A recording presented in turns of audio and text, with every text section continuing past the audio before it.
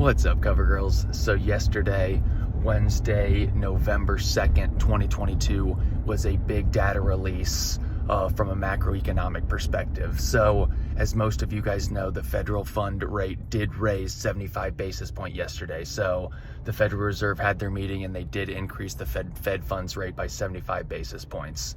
The market was expecting that number, but still overall, the NASDAQ, S&P, and Dow all finished negative in a pretty significant way. Along those lines, the other big data release that came out right before the Fed had their meeting was the jobs report. And the jobs report was a big miss. And it was a big miss in terms of jobless claims actually going up when the market and the forecast was for the jobless claims to decline. So with the jobless claims increasing, that is illustrating and showing again how the historically tight labor market continues to stay at those unprecedented levels. And not only is the unemployment rate still historically low, 5 million people quit their job in September.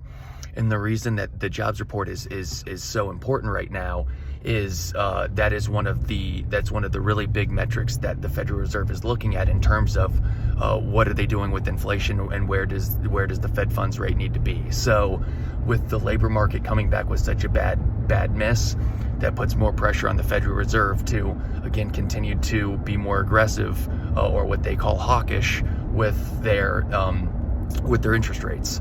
So, and then the final bit of data that came out a little bit with a little bit more data behind it was the U.S. personal savings rate. And we are unfortunately at about 3% of our personal savings rate here in the U.S. And that is a very worrisome figure because 70% of the U.S. economy is the U.S. consumer.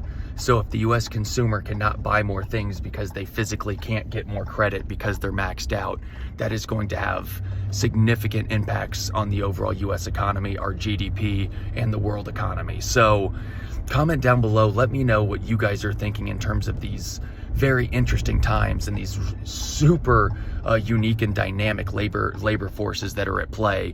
How are your dental offices positioning themselves for this new environment that we're going to be in? How are you guys handling and scheduling patients and all of that, as one of the leading indicators in our space of a recession is patient fails going up and missing appointments going up and just overall a decrease in scheduling appointments because and especially depending on the setup of your office, if you're fee for service or if you're more of a boutique setup, you're going to see that more as there's more discretionary income that's in play. So comment down below. I really want to know and pick your guys' brains on how you're positioning for this new era that we're soon to be headed into. So stay tuned for more. I can't wait to see your guys' comments.